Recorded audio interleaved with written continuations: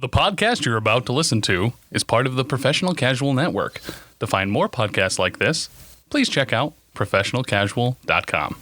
The Professional Casual Network has gear. Check out teespring.com/store/professionalcasual for fresh new swag. Also, every month, we're going to be giving away any one item to a Patreon backer at the $5 tier or above. Check out patreon.com/professionalcasual for more information. Also, a special thanks to Built Bar for sponsoring the show. To get 10% off your order and to help support the show, use code ProfessionalCasual at checkout or use the link in the show notes.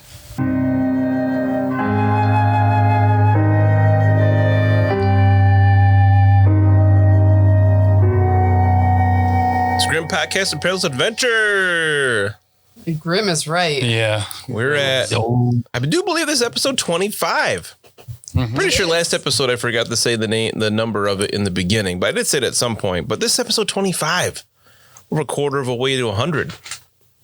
Oh, wow. Do this 4 more times. We've done 100 episodes. Yeah. We're practically there. Yeah. We'll survive that. I mean, Lucky probably won't, but...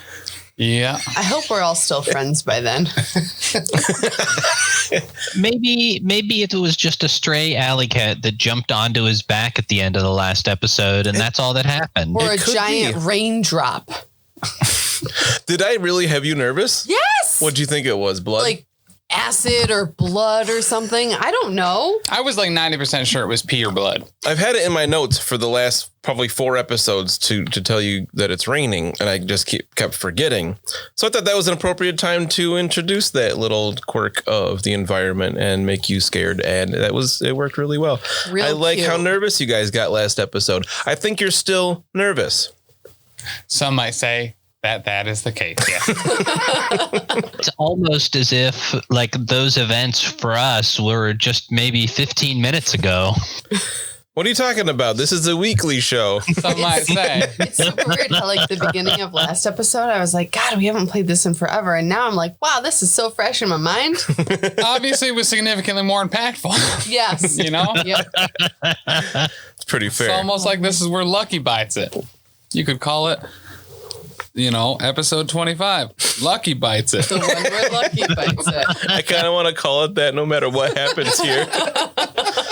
So those of you listening will know. Can you imagine listener? Oh my God. And I'll have so many messages on Discord before I get up in the morning because a lot of people listen before, time zones ahead of us. Right.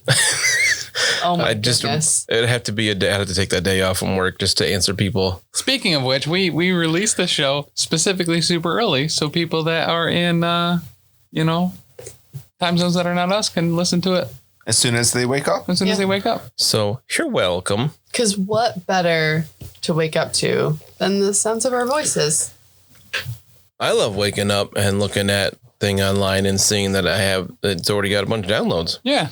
Yeah, so quick recap from last week. If you're listening week to week, if you're binging, I'm sure you remember what happened last episode.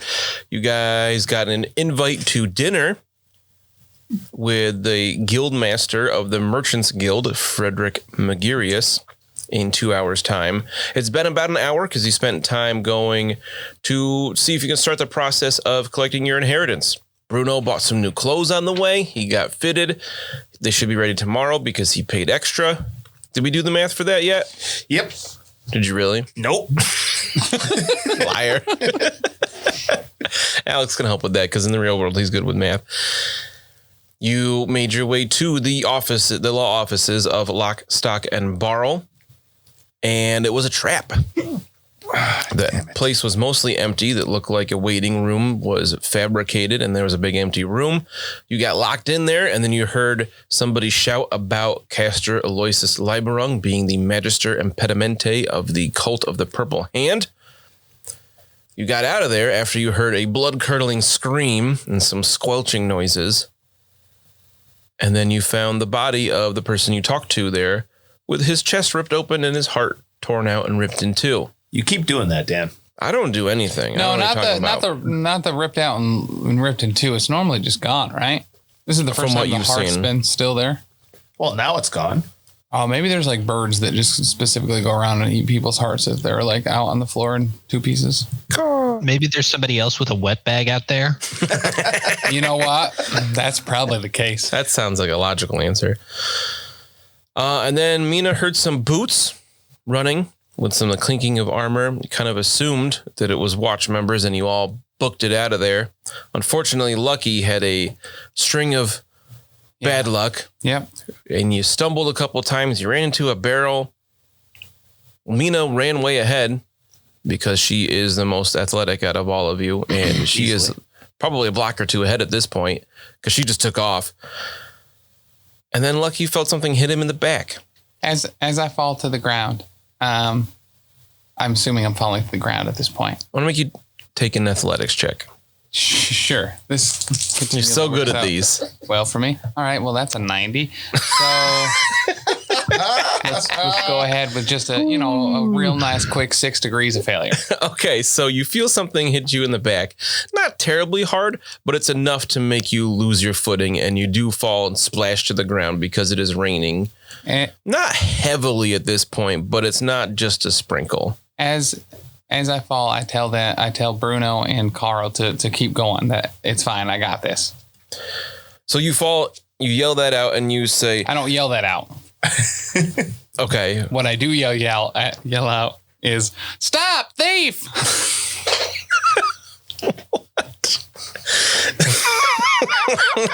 Okay. So 2 of the watchmen run past you and 2 stay next to you. Okay.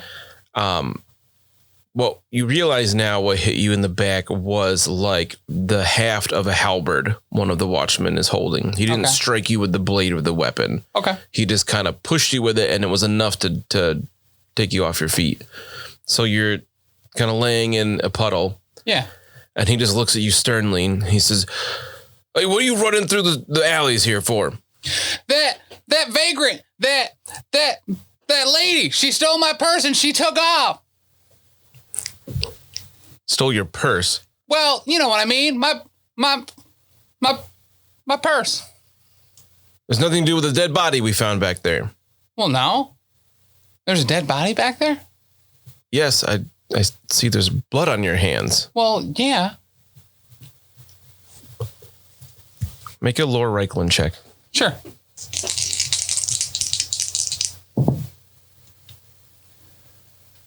Yeah, this is the one I can roll, I guess. Finally made a check? Yeah, 2 degrees of success. Okay, before I tell you why I wanted you to roll that. Carl and Bruno, do you keep running or are you going to stop? Mina's too far ahead to know. Carl's gonna turn around. He is a helpful soul, so he would turn around and kind of pause for his friend falling over on the barrel. Okay. Are you currently armed? I mean, I have my. I think I have my boat hook with me, but I don't have it like brandished. Okay. That makes sense. Yeah, Bruno? I mean it's a work tool, not a sword. Fair. Bruno? As helpful as Carl is, Bruno is unhelpful, and he will continue to run. Okay. That makes sense. Make it an athletics there. 94. That's what I thought I saw. So the other 2 watchmen catch up Absolutely with you winded. Quickly. Yes, because I just got 3 degrees of success. As fast as he thinks he's running so fast, but he's going at a walking pace. They catch up with you by the time they get to Carl, and one of them make another athletics check here. I'm actually, can I use one of them as like a crutch as I'm trying to like run away, like grab onto their shoulder and the person? Yeah. Make an athletics check. Okay. See what happens. If you roll well, maybe that'll happen. Yeah, 65 over 20. All right, so you, one of them basically tackles you to the ground. Oh, he doesn't have to really tackle me. I mean, he just kind of gives you a shove. Yeah, he could give 2-hand touch, right. And you go down hard into the wet ground. And he says the same thing. He's like, "Why are you running? Why are you chasing? To talk to you." So Lucky. Yeah. With that, you had 2 degrees of success. Mm-hmm. In this moment, you're realizing that if it comes to a fight, you're in a lot of trouble. Yeah. You know it's been a long few days. You're not feeling your best. Correct. You're not sure if this is something that you can talk your way out of with literal blood on your hands. Yeah, this is not a great situation. Blood does not wash off easy. Nope. Or quickly. Yeah. But you know that watch patrols, small groups away from their barracks, are particularly susceptible to bribes. That is a possibility. But I didn't do anything wrong. What do you do? All right, listen, man, I'm going to level with you. We were going over to Locksteed and Barrel or whatever, to turn in some letter. And the dude that was there, like, locked us in there, all the shutters shut, and he ran out. We heard a scream. We went out and we saw him. And I don't know, actually, you can probably corroborate this story with some of the other watchmen from some of the other parts of town. There's been kind of this rash of these people having, like, their chest open or whatever. And our friend, our very close friend Crusher, passed in a very similar manner. And when we checked the body, that's why my hand's red, because we flipped him over, and he had that opening in his chest. And honestly, I panicked. We took off. We heard you coming. Obviously, I had blood on my hands. I have literally no tools or anything to cut open a body like that. I freaked out and I took off. Make a charm check. Make it average, because that was a very good explanation. Thank God. Okay. You said average? Yes, plus 20. Plus 20. That is 4 degrees of success. So, you got real lucky here. Yeah. I rolled a 100. Oh. Not only is that 99%. 7 degrees of failure, Yeah. it is also a critical failure. He completely buys your story. Okay. Can't even make this stuff up. Or rolled 0-0. It isn't even a lie, though. That is actually like a literal recount of what happened. Right? That's why I made it average. He buys it.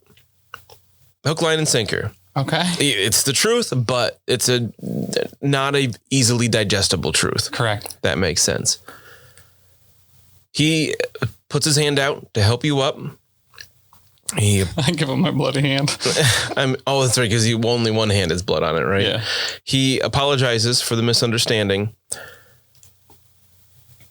He does want to escort you to the watch barracks Sure. to discuss this. Yep. He says, you and your friends, and he points to Carl and Bruno. Okay. You've been near the watch barracks. You know it's basically on the other side of the city. And you would certainly, at worst, be very late to your dinner appointment. Here's the deal. So we have a dinner engagement that we're supposed to be at in like an hour. While you're talking with him, the other watchmen are going to kind of herd Bruno and Carl over here, so you're all together. We're trying to establish a coachman's guild, and we're meeting with Magister. What's his name? Frederick Magirius. Frederick Magirius at the Golden Trout. The Golden Trout? Yeah. Magirius, the guild master? Yeah. You have dinner with him. Mm-hmm. He kind of looks you up and down. He's like, you? Well, listen, You're also wet and muddy. Yeah. It obviously hasn't been the best situation today. We don't normally come to this part of town at all. That's why we were kind of a little suspicious that there was apparently a lawyer over here. But a lawyer? What? There's no lawyers around here. Well, obviously we were bamboozled a little bit.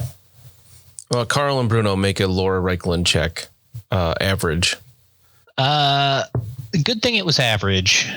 That is a success. Mina has the letter, so we have nothing to corroborate her story. I've got a terrible failure. Okay. Carl also realizes the idea of bribes is a possibility. because they want to take you to the watch barracks. Not saying that you have to do that. Just want you to be aware that's an option. Listen, we do have our business dinner. Obviously, things have gotten a little bit weird today, but honestly, for a small fee, perhaps we could carry on with our business without delay, because we're hoping that this business meeting will be lucrative, and so we're willing to move things along a little bit to get to that meeting. A small fee, you say? Or perhaps a meeting to check in at the coach inn or at the guard post later, whichever you prefer. It's not the worst idea I've ever heard. Carl, why don't you make a bribery check? Okay, that's not a strong... I haven't been leveling that one up. I didn't think so, but you're the one that brought it up, so... Well, that's a 77, so that's a critical failure. All right. So you're off him, So he doesn't seem to be buying it. 2 pennies. Bruno, you heard this. You're right there for this exchange. Do you want to help out with this? Clearly, this guy doesn't seem to be, rolling with what Carl's suggesting. Yeah. Bruno's definitely given, his fair share of bribes to coaching inns to get better rooms and outlaws to have safe passage. So he knows how things work here. All righty, let's hear it. I'm going to use, I only rolled, let's see, I need a 41 and I rolled a 51. I'm going to use a resolve point to give myself plus 10% and barely. Is that what resolve does? Fortune. Add Fortune one. adds Add success. +1 success level to a test after it is rolled. Even better because I have 2 of those and only 1 resolve. All right, so you pass. You figure. You hear this exchange. You hear Carl say a small fee. You figure it'll probably be roughly 8 pennies would be a good idea to offer up. Not a lot of money, but not nothing. All right. My friend here is very stingy and very honest. I am not. And I give him the cash on the DL. Okay. You just kind of slide it into his hand. Yeah. He takes a look at it and he's like, well, a dinner date with the guild master is a pretty big deal. But we would really appreciate if you stop by the watch barracks at some point, so we can kind of debrief you. He winks. Yeah. And then he kind of motions with his head to the other guys and they start walking away. Get a little bit of dry clothes. Yeah, we should be over. I saw my left lateral before my eyes there. So you are real nervous. Yeah, I thought that was it.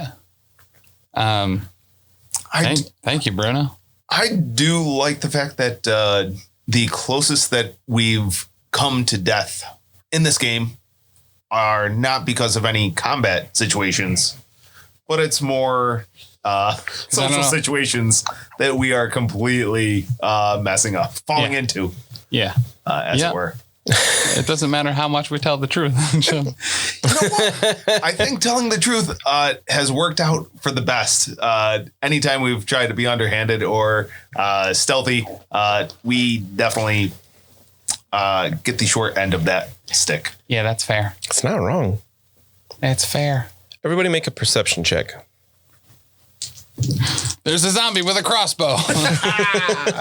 Oh, hey, it's pretty nice. 3 success levels. 3 failure levels. Of course. 6 failure levels.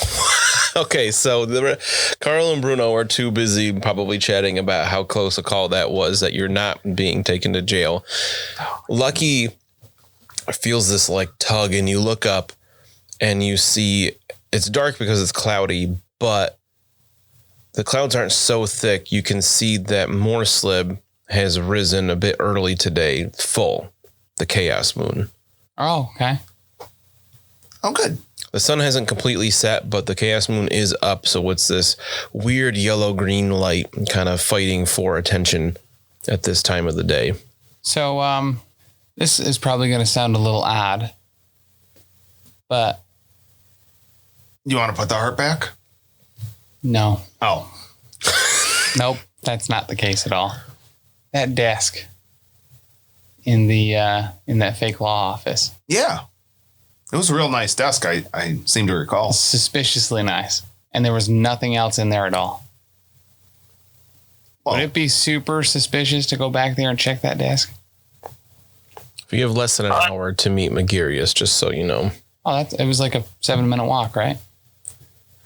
it was quite Probably a run. 10, 15 minutes, yeah. Oh, so we got more than enough time. I don't want to be late for this dinner.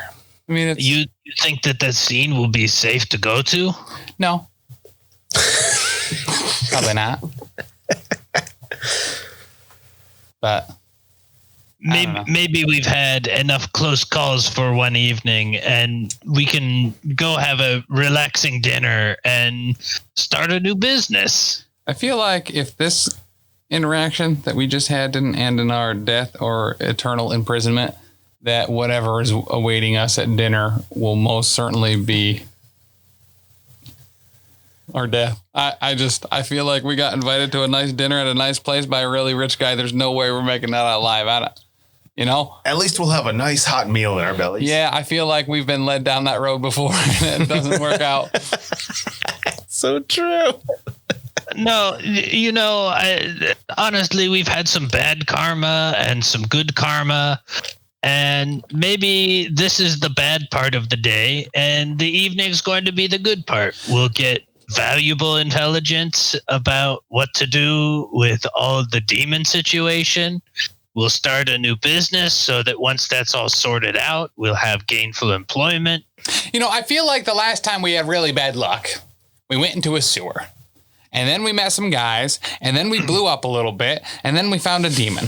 And we were like, well, you know what? At least the day is over. And then we found out we weren't getting paid. And then not only did we find out we weren't getting paid, we found out that Bruno owes 150 gold or a coach to somebody. So I feel like normally when something bad happens, like 2 or 3 more worse things are about to happen right after it. Don't forget Crusher also died. Oh, yeah. And then, yeah. And then that's how we started the day. But we made a friend in the sewer and we used that friendship to have the men from the coaching company be asked very politely to return to Altdorf so that we don't have to talk to them anymore. That's fair. We get one good thing a day. And both times it was Franz Bowman. And we've already had a good interaction with Franz Bowman today, so we should probably just go to sleep. Wait till tomorrow and then see what he's up to, and hopefully that's the one good thing about tomorrow. Bruno, you think that we should go to dinner, right? Yes. Earlier the better. I think we should start sooner rather than later, especially for dinner. And then maybe we could pack in 2 meals, maybe even 3 by the time we go to sleep. I am covered in mud, and we are going to a super fancy place, and we're all wet because it's raining. And Mina's gone. And you don't even have prestidigitation in this game. I don't even have prestidigitation in this game. I mean, fine. If we're going, let's go. I might as well die now. Whatever. Is there any place to get cleaned up on the way there? And you do make a good point that maybe we should find Mina. Yeah, that's what I meant by that, of course. Thank you, Bruno. I can't thank you enough and Carl, thank you. I tried to run, but I tried to catch that thief that you said. I don't know why I thought that would work. I wasn't sure where you're going with that one. I was like, I forgot about, I may have been caught red-handed, literally, because it was covered in blood. Yeah, you do need to at least clean off your hand. Yeah. Could have stuck it in the poop water in the middle of the street. I probably should have. Make a perception check. I failed by 3. 2, sorry. Boy. Carl failed by 4. Stop I don't think having I've us make made a checks. It perception doesn't work out check. for us. I passed by 3 though. Oh. You're welcome. So you're walking along. I'm assuming you're heading back south, hoping to find Mina on the way. Yeah. Just And getting drenched in the talking about this, and Bruno's like, well, you could wash your hand in that rainbow there. You got a rainbow. There's a rainbow sitting out next to a building. But do you wash your hand in a rainbow? It's raining, right? Yeah. Well, good luck. There's water in it. That is actually super lucky. This is a sign that things are going to turn around. I am going to not wash my hand in the rainbow because that is gross. Okay. But I will pour some of the water in my hand and use it with, the thing that I've been tearing up to make Carl's eye patch and our wine masks Okay. to wash my hand. And then I will put the rainbow back as clean as possible so it can continue to collect rain. Okay. As right now is a ideal time to fill a rainbow. You get when it's raining. Yeah. So you get a good amount of the blood off. Your hand is kind of pink. Your other hand's a little pink, but it doesn't look like a bloody hand anymore. All right. Where is this rainbow in front of? It looks like a hovel of some kind. These people are nice because they have a rainbow, and you should do that. That's the thing you should do. Sweet. All right. You should leave him a penny. Yeah, I'm going to leave him a penny. I thought that's what you're going to say. Yeah. You're going to leave him a penny? I leave him a penny in that rainbow. Oh, that's nice of you. Well, they're going to have a good day. Yeah. I'm not. No. But they will. I mean, I'm dead. I might as well leave them everything I have. All right. So are you making your way to the Golden Trout now? You'll be like half an hour early, or are you going to... Should we try to find a place to clean up a little bit? Yeah. I would think so, yeah. The inn that we're staying at. Oh, wait, they're not going to let us back in because, You could. You just have to purchase another room. yeah, we can't afford that. You know, it was 10 silver for the room. So apparently they have people not be able to pay all the time, and you can just work for the brewmaster a little bit. So we could just plan on not paying, and I'll work for him because I kind of wanted to learn brewery anyway. He seemed like he was pretty nice, actually. I kind of liked him. Also, all the people that work in the kitchen were gnomes. All the people that worked in the Halflings. kitchen were halflings. Gnomes. Halflings do make the best pies. They do. So you want to head back over to the journey's end? No, that's way far away. You figure if you went over there and tried to talk your way through a deal and then to the Golden Trout, you'd probably be a little late. Yeah, that's probably too far. What about, isn't there a closer place, halfway there? If we were to measure between here and there, it would be halfway there, maybe the half measure. Oh, yeah. I was gonna say, make a gossip check. Anybody can. That name sounds familiar. I failed by 1. Rolled my second 77. Jeez, that's a crit fail. Yeah. Slaps. Do you know a place where we could hide from the law for a little while? Bruno? Failed by 3, sir. Nah, you can't figure out you're not sure where the half measure is. People aren't talking to you right now. Oh. Oh, man. All right. Let's just go to the Trout and see. Yeah, we could just be half an hour early. We should probably meet up with, probably try to find Mina along the way. Yeah. See if they have anything that acceptable to wear here. Okay. Sometimes those nice restaurants have a coat you could borrow. Oh, yeah, that's true. All right, so you find your way to the Golden Trout pretty easily because he sits right across the street from where you were before. It's raining pretty well now. Still not real heavy rain, but steady rain. It's darker than it should be this time of day. And you all notice now, without a perception check, that there is that kind of sickly green light in the air. Morslib is full. I don't like this Morslib thing. It's not real big in the sky or anything like that, but it's there. The sun is starting to set. Whenever Morslib got really high in the sky for whatever reason, my dad would always, that would be he'd show up a couple days beforehand and then would leave that night. It was just, you'd see that green tinge and just, daddy's leaving. I don't know. All right.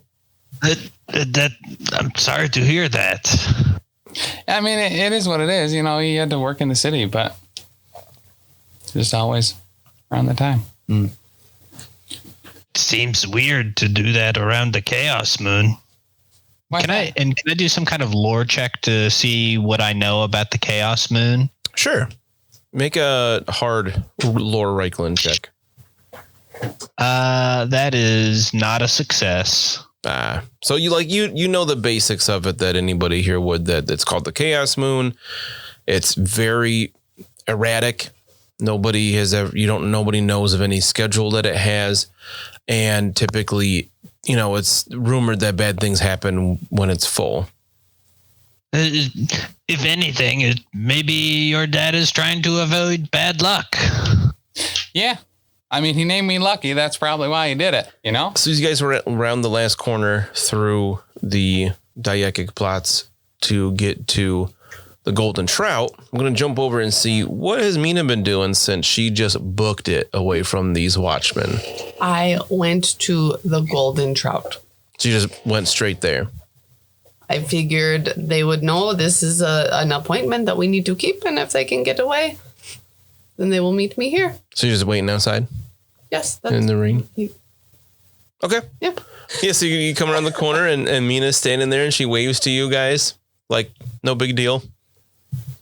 Hello. Hey. Hello, friends. So I got to be honest with you. I may have tried to frame you for a robbery. I wish I could say I was surprised. And I just figured, you know, took off ahead. I told them to go ahead. And when the guards hit me with a spear, halberd or whatever, and I was like, oh, stop, thief. And they didn't buy it. Oh. So I told them the truth. And then they did buy it. That is very surprising. It is almost like you said, maybe we should talk to him. But we all were too scared. And then Bruno did this super cool handshake with that one guy, and then they just left. Did you do the... Yes, with the hand on the ear and the pulling on the... He bribed him. Oh. Gave him some money. Oh, okay. It's like... Did he feel for oily residue? What is that you do with your fingers? But yeah, Lucky tried to charm him and rolled a pretty good success. And I rolled a 100. So it was -7 success levels and a crit fail. So Yeah. you can't lie the dice there. Yeah, fudge those numbers. So you're all back together now. Nobody died in the night. Oh, I found a rainbow, and it was full, and I washed my hands with it. Awesome. It's true. It's really sweet. It's been a minute since you had a full rainbow. That's true. So you're standing outside the Golden Trout, and it's immediately apparent that it's a strange building, partly because it's two buildings. Not another strange building. It is. And you can see there are walls surrounding it where the two buildings don't touch, and there are like fabric, like awnings over it. And you head around to a gate where there is like a porter type person on the other side. You can see you, and he's just like, "What's your business?"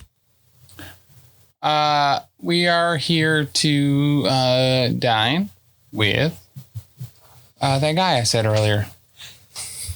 Frederick Mederius. That one. You're here with the guildmaster? Mm-hmm. Well, he did say he was expecting company. Sure, come on in. He unlatches the gate, opens it up, lets you in.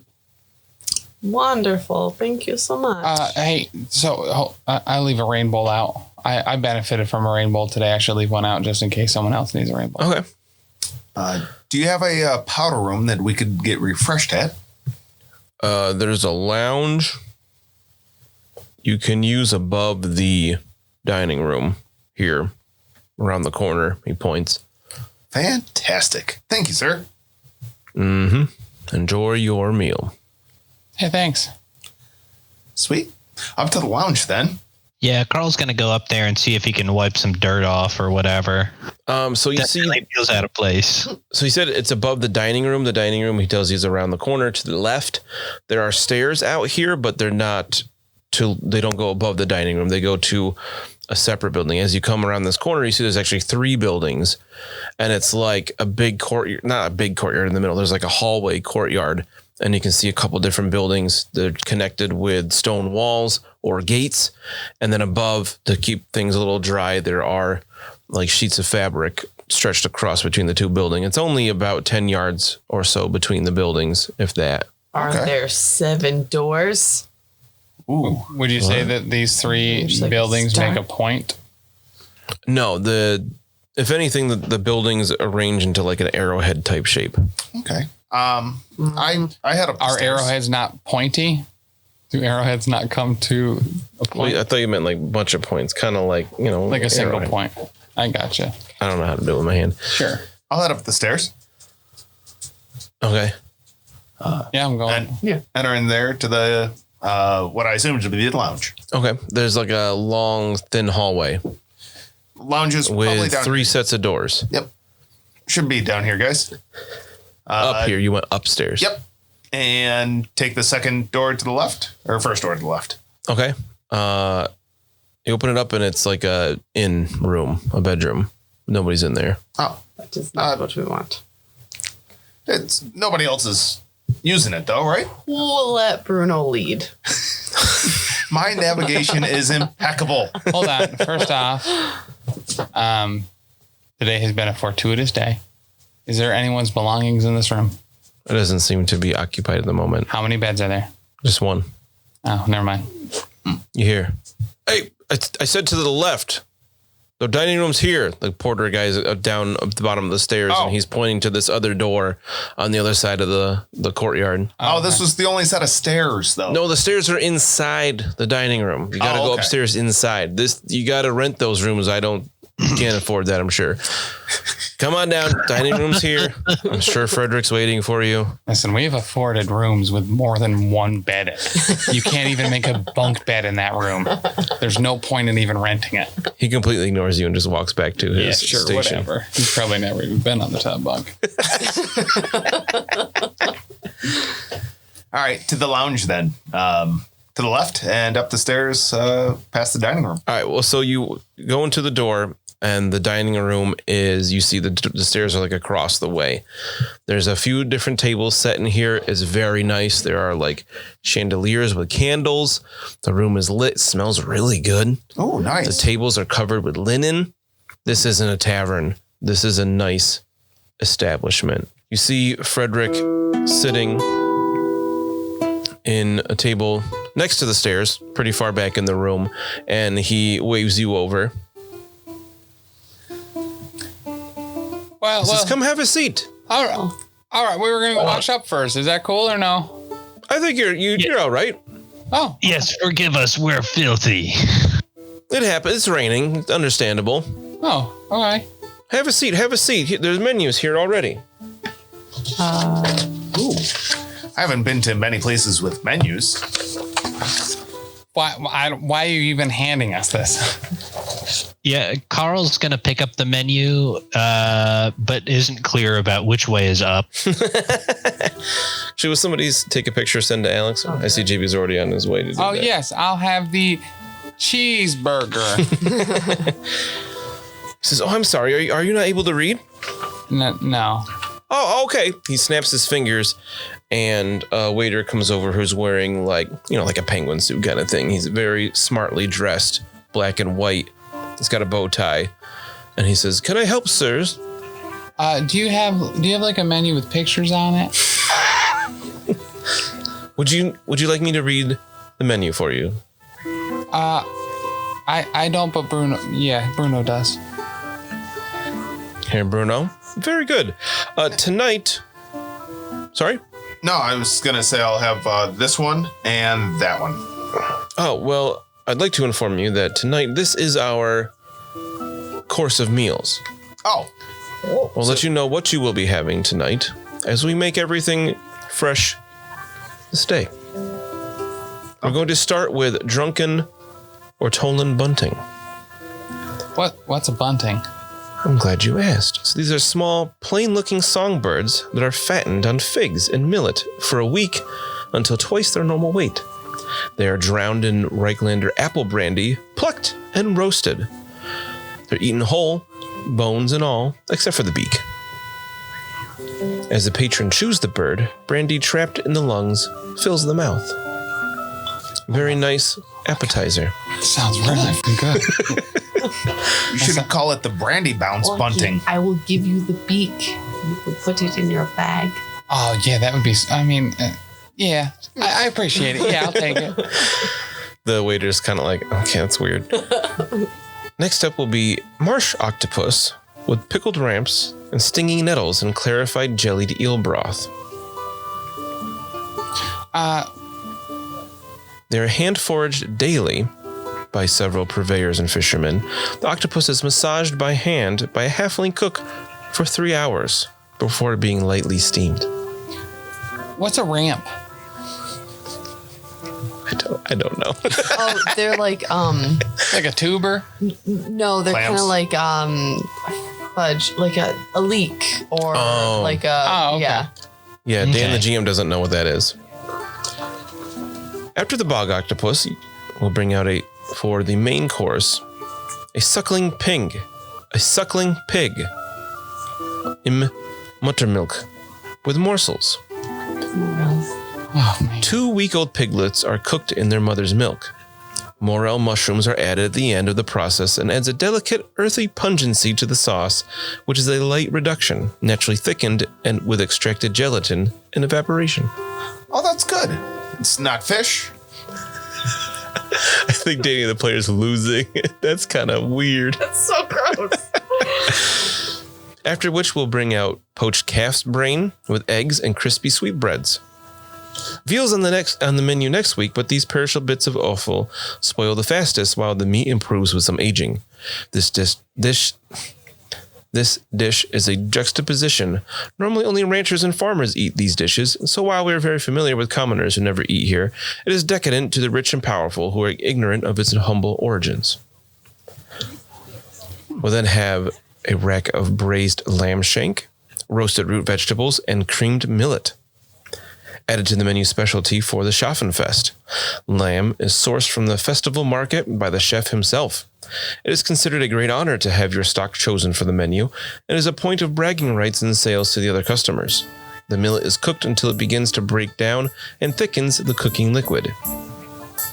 You might feel this is similar to risotto.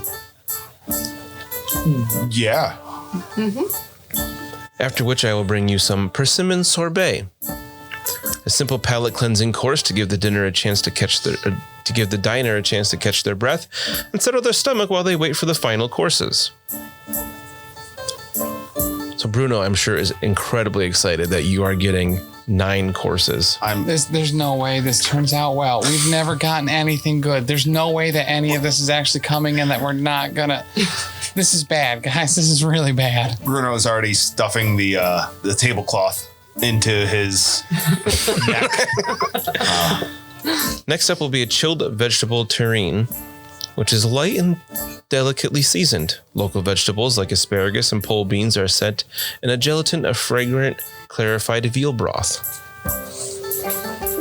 I've had lamb before. That's good. Then we will have the house specialty, duck confit, caramelized fennel and onions. Duck legs are cooked and rendered duck fat until tender. It's another dish brought from local marshes and ponds by hunters, specifically for Chef Victor Klug.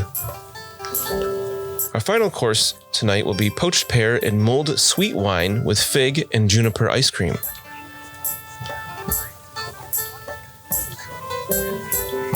Ice cream. Never had that before. No. That sounds incredible. Luckily for you, we happen to have a college-studied wizard on staff to freeze a milk product for us to make this incredibly rare dish. Oh my goodness. What college did he go to? I'll have to ask him. I'll let you know between a course. And Maybe it's you the are- same college that Lucky has went to. Oh, Yeah. you've attended the colleges of magic. I did. Different schools, though. He is probably of, the They're not shadow type. Oh. I'll So have to we find out get for you. all of these things. We get Well, yes, of course. It's a series of courses. pig and the brain and the lamb. Indeed. Fantastic. There's sounds- only one thing from the water. Speaking of water, would you like drinks? We have Bugman's Septuple X. We have ale. We have spirits. We have wine. I've heard of Bugman's, and I will take a mug. Oh God. And Frederick is like, great taste, sir. Gotrig talked about Bugman's Triple X. Oh. So I feel like Mugs we for almost, Gotrig. we almost have to, yeah. In his honor. 2 Bugmans anymore? I don't know that I've had one before. It's a treat. Normally, the taverns that I go to don't have these things on the menu. It is the finest dwarven ale. Usually So 3 Bugmans? I will have one as well. Fraulein, 4 Bugmans. Very good. Thank you, sir. Megarius, anything extra for you? And he's asked for a bottle of mead.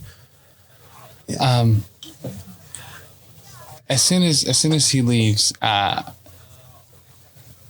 Mr. McGearius, I don't mean to be too forward or anything, but this is not the type of establishment we can afford if this is something that we need to curtail now. But is the type of establishment that we could get very used to with our current business venture. No. I like to start relationships on a happy note. So I asked him to play this song for us. No, this is on me. Oh, You are guests. You have ideas that I've never thought of before that could make many more times this dinner's money in a month's time. okay. To me, it's an investment. Yeah. Sure. All we need is another small investment of a down payment on a coach. No, Franz is taking care of them.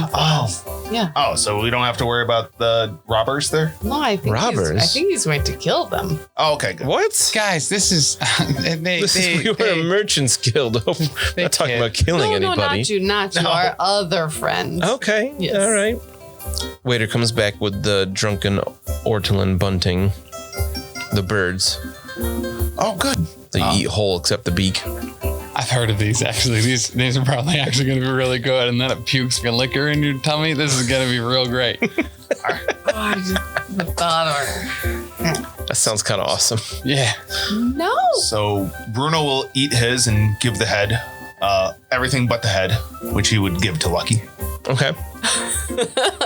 Just Megarius is very confused by this. Or do you want to try to sleight a hand kind of thing? No, That's it's obvious over the just table. toss and try.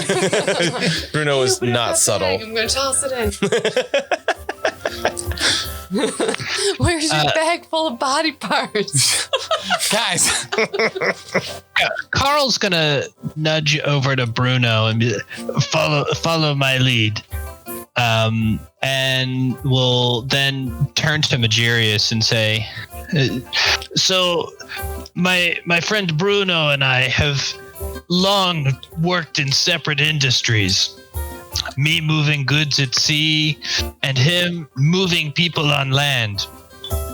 But I am thinking to set ourselves apart from the other coaching lines, to also be able to move goods from town to town when we cannot carry passengers, to make sure that we are always able to generate a profit while running the coaches."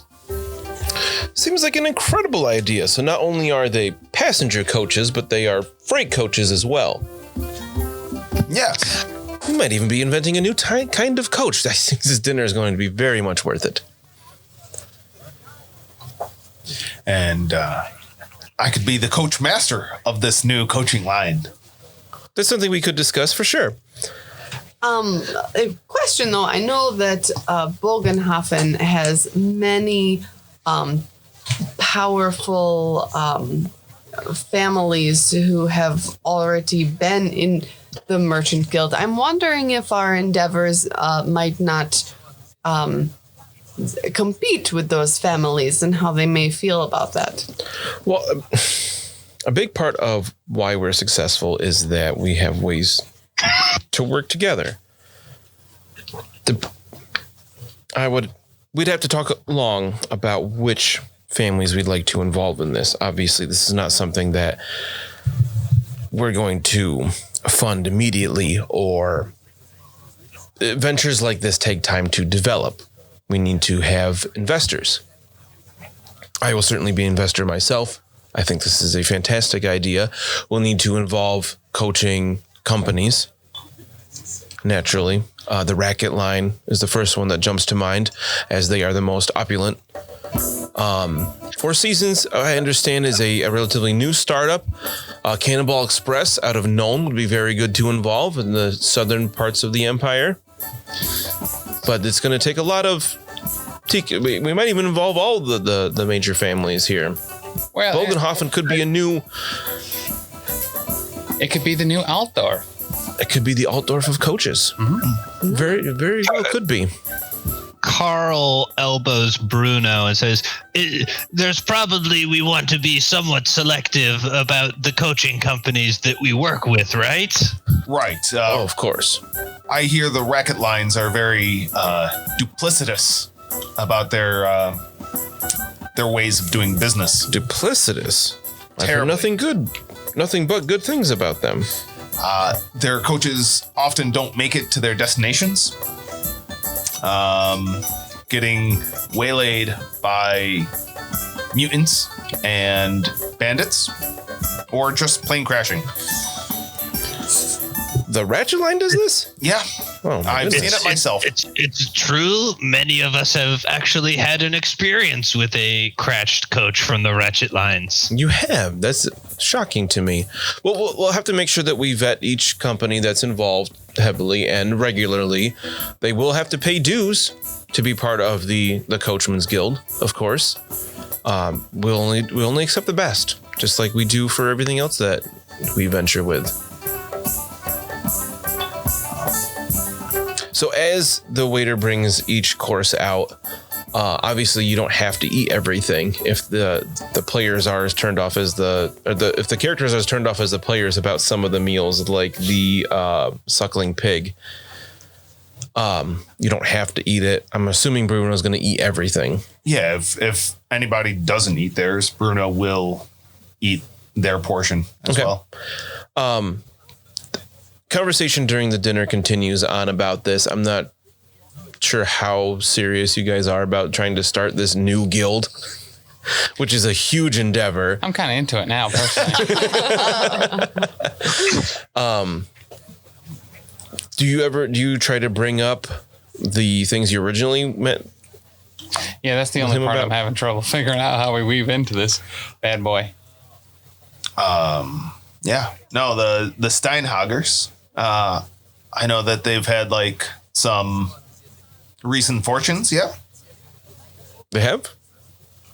Over the last couple of years, Ah. maybe a change in leadership that has led to a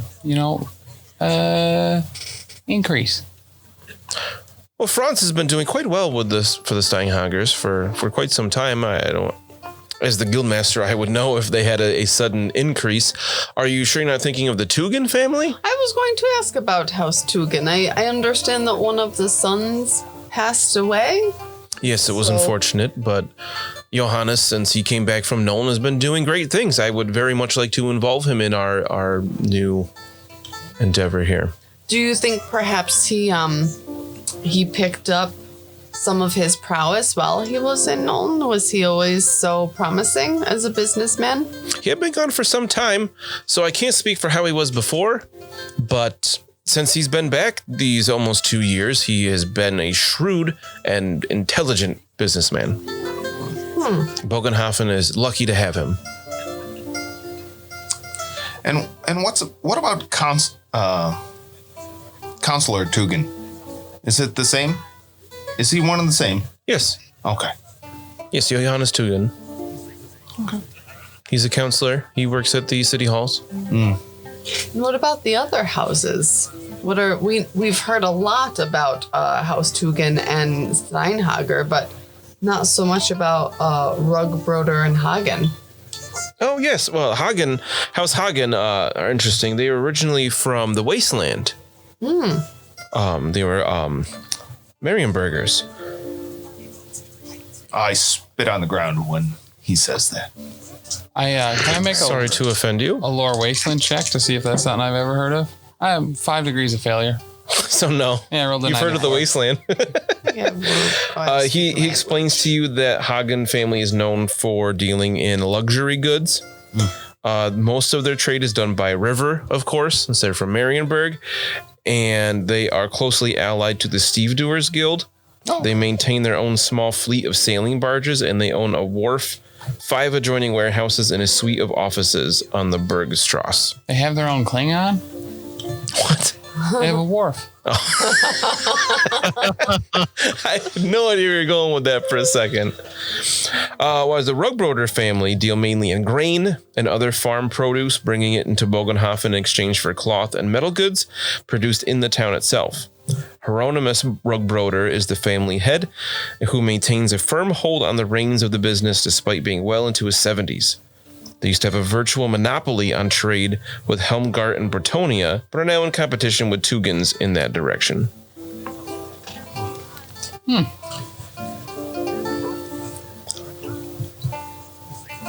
More courses come out. He continues conversation like this. If you try to bring up anything to do with the Ordo Septenarius, anything like that, he will politely steer it in a different direction at this time. Okay.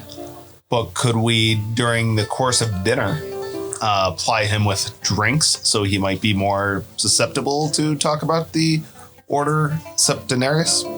He got his own bottle of mead that he's slowly having throughout the meals. Everybody make an endurance check. Hell yeah. Bruno, make it average for you. I make that. Easily. Yeah. Okay. 3 degrees. 3. Mina? 4 degrees. Carl? Rolled a 22. That's 3 degrees of success for me. And a crit. Man, everybody just puts it away. I mean, this is... You've had halfling meals in the last couple of weeks. You've had some pretty decent meals. When you ate with Joseph in Altdorf, you had that pheasant that everybody loved with chocolate cake afterwards. Yeah. That was absolutely nothing compared to this. This is the best food you've ever experienced. Leaps and bounds. Bruno is more than happy. I would bet. If anybody's down any, well, Bruno can gain a resolve point here for acting in accordance with your motivation. Fantastic. Is there anything that, the reading off, is there anything that any characters are not going to eat? No, I'm good for it all. I'll try it all. Yeah, Carl's gonna eat anything he sees Bruno enjoying, which is everything. All right, so the waiter brings out the last course, the poached pear in mulled sweet wine with fig and juniper ice cream. And this is one of the most amazing things you've ever experienced. None of you had anything like ice cream before. It looks solid, but you put your spoon in and you can slice right through it, no problem. You eat it. You don't even realize it's going to be so cold, but it's sweet at the same time. Fig and juniper flavors throughout. It has a drizzle of something on top. You're not even sure what it is. And it's like the most amazing experience you've had with food. Maybe we should be legit business people. Yeah, I'm thinking this You is mean like kind of this? the life for us now. As you clean off your plates, I'm assuming Bruno's licking everything clean Yes. as much as possible. Magirius calls over the waiter one more time and he orders a pitcher of brandy and some cups. Okay. After our long conversation, I see how this series of misunderstandings has arisen. I suppose it's only natural, though. We prefer to keep the Society's undertakings confidential. I partly asked you here tonight so I can explain to you the Ordo Septenarius in no uncertain terms. You know, understand why we do this for the city. Especially if you wish to become part of one of the guilds in town. You see, the Ordo Septenarius is a club, if you like. And most of the members are drawn from the merchant families of town. There are 49 members in all. We have 42 ordinary members and an inner council of 7.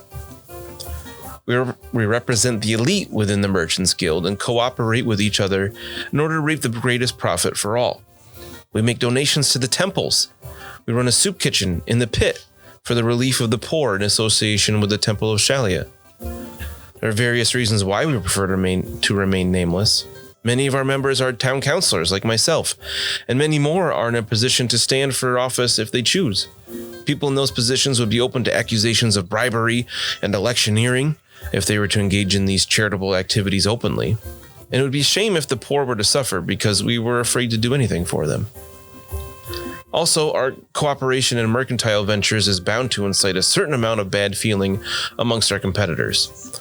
As things are, people are aware that some cooperation is going on, but they don't know who is involved. Thus, they cannot openly accuse any individual of malpractice or take any reprisals. And their suspicions tend to work against them, giving us an even greater advantage. So you understand our need for secrecy.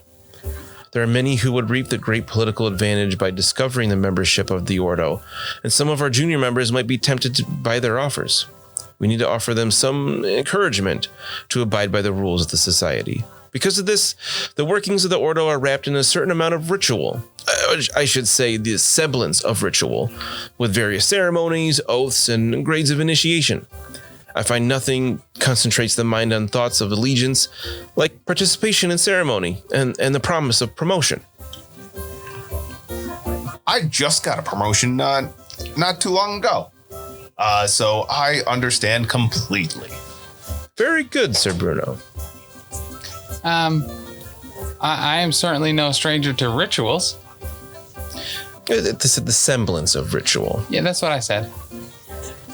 So, is the 49 members, is this like a fixed number, or is this a growing group? At this time, it's fixed, but the inner council could discuss potentially opening it up as we're getting a brand new guild in town. How long,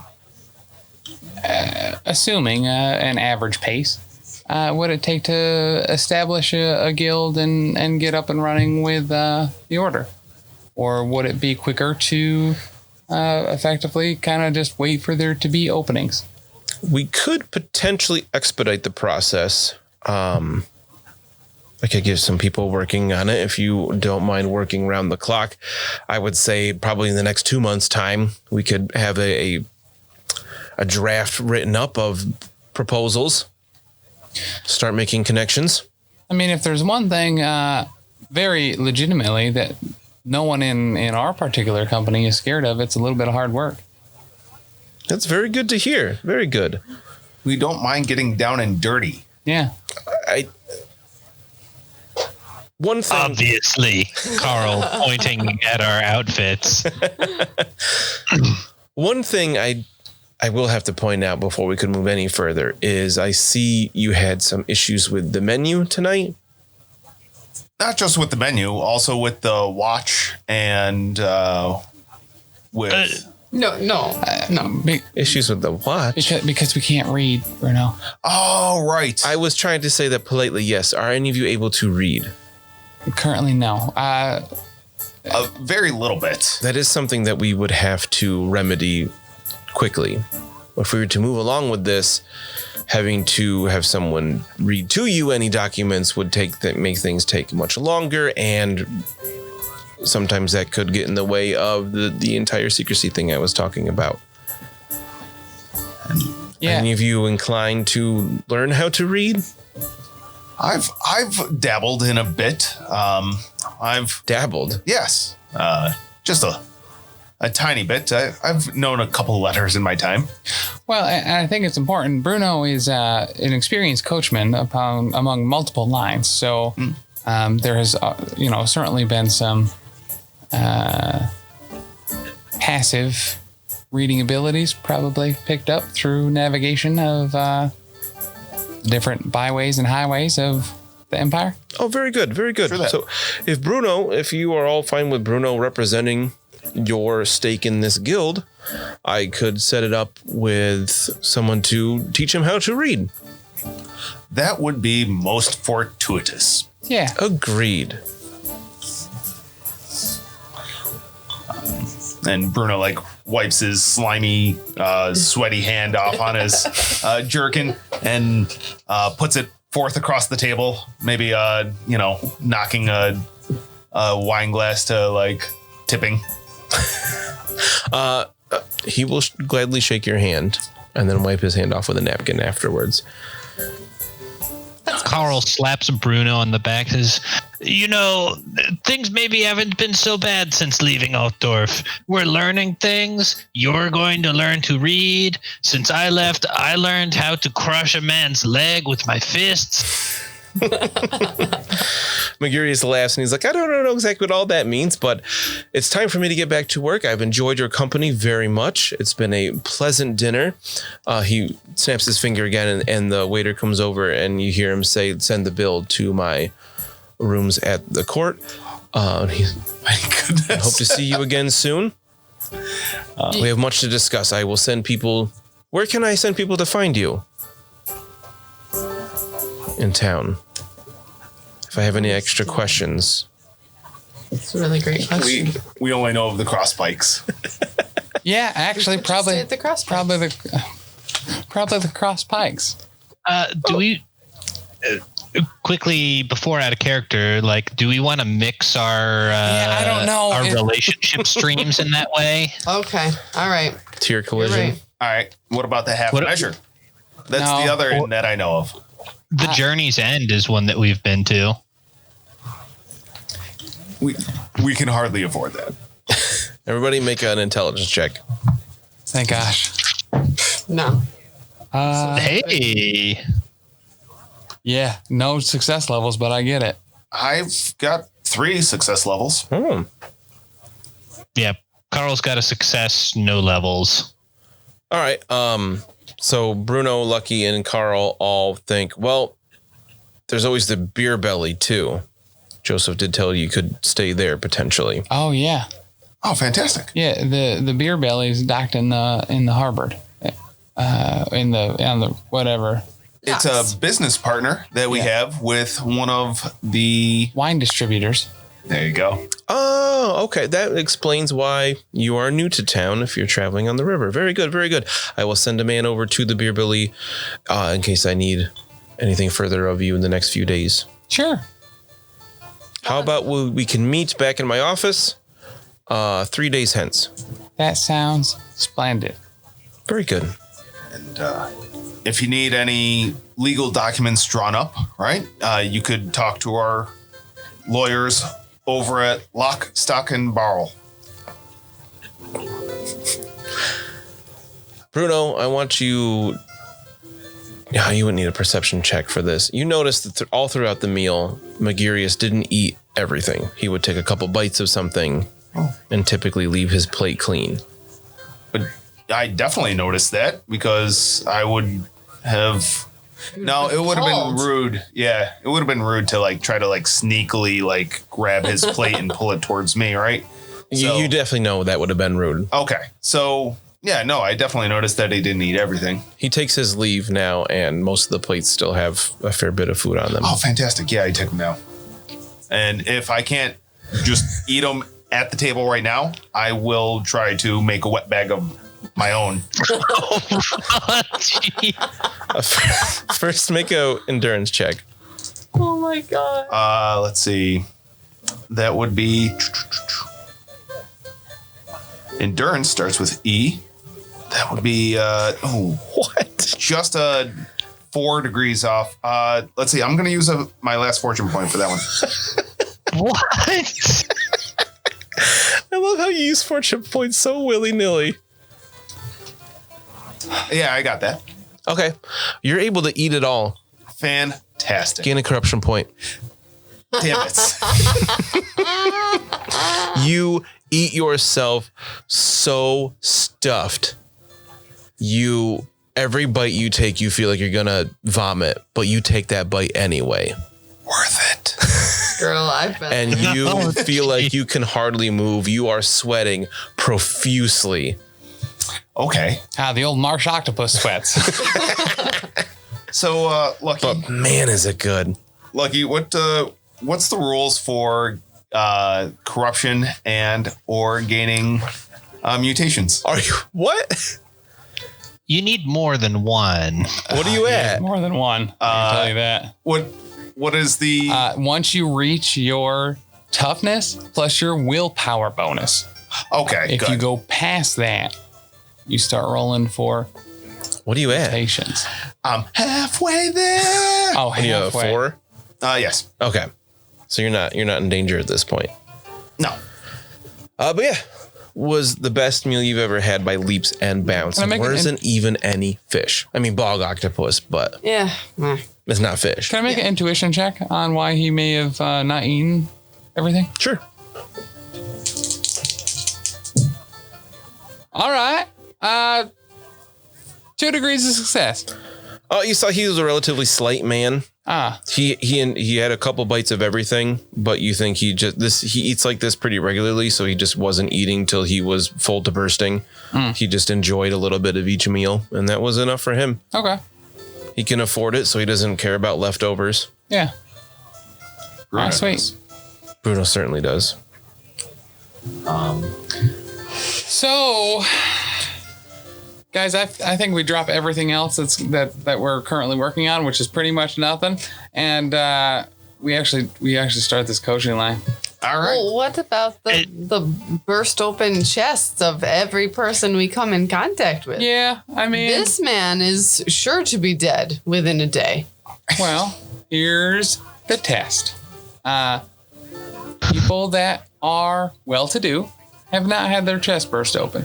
I think by hanging out in higher circles will most likely afford us a protection by not having to be around, the likes of the people that I would normally hang around. Yeah, that makes sense to me. I think that you're maybe forgetting a delicate part of this, which is that this man is almost certainly really evil. Well, what? He literally said that their order is about helping poor people. He did say that.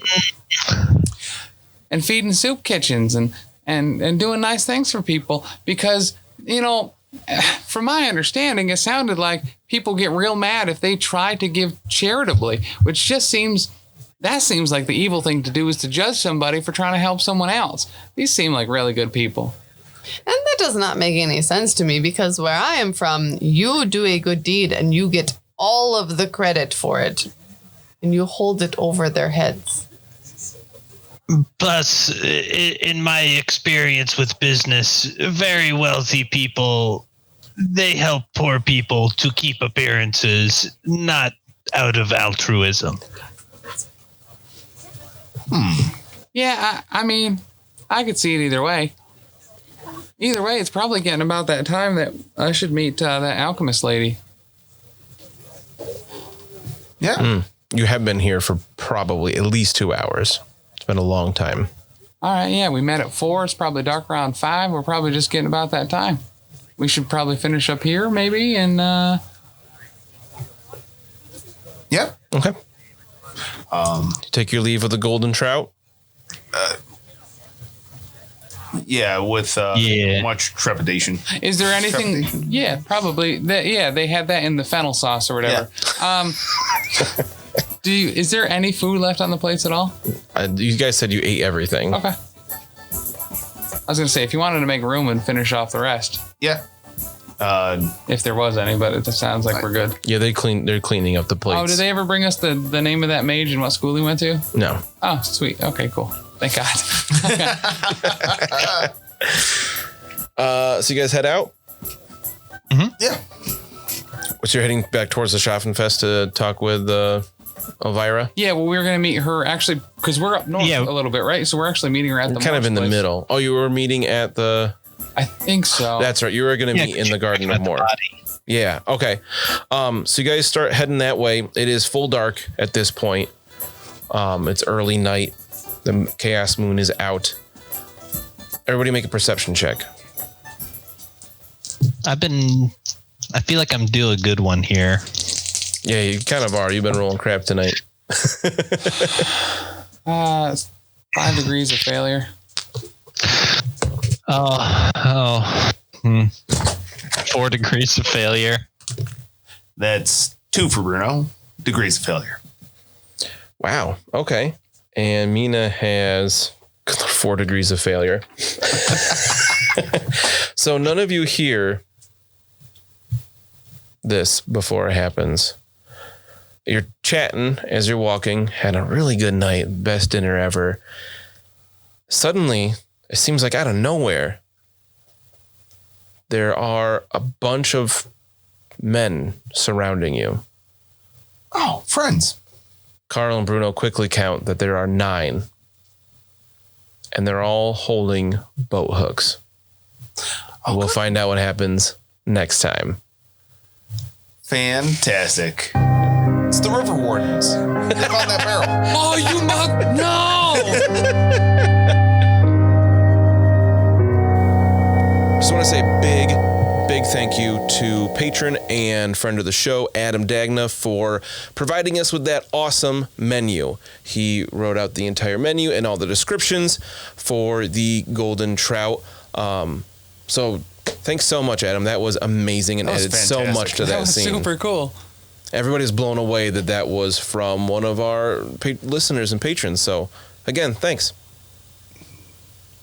Thanks so much for listening, and go ahead and check out all of our other great shows available from the Professional Casual Network, including The Space Between Presents, which is a deep dive into docuseries, including Season 1, where we covered Tiger King, Season 2, where we covered Jeffrey Epstein, Filthy Rich, and Season 3, where we're currently covering McMillions. We also have the Lost Omens podcast, our new actual play that's coming soon, where we're playing Pathfinder 2nd Edition. We also have Big Fiction Energy, our audio drama podcast in which we tell the story of Lanny, the girl without fear, featuring sirenscape sound effects and music. A Grim podcast, Our Perilous Adventure, is our Warhammer Fantasy Roleplay actual play podcast, where we play through the enemy within campaign and try to survive the perils of the old world. We also have Elite 8 Showdown, where host Big Chuck takes an 8-team bracket that could be about anything and everything and pits them against each other. We also have The Space Between, which is a deep dive podcast on the best video games, comics, and movies of today and yesteryear. Last, we have Professionally Asked, Casually Answered, an advice podcast where we take questions from you, our listeners and patrons, and try not to completely ruin your life. You can submit questions through any of the following places.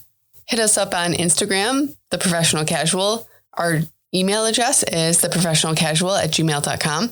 We're on Twitter @TopTierCasual. Facebook is facebook.com/professionalcasual. Our Patreon is patreon.com/professionalcasual. And our website is professionalcasual.com.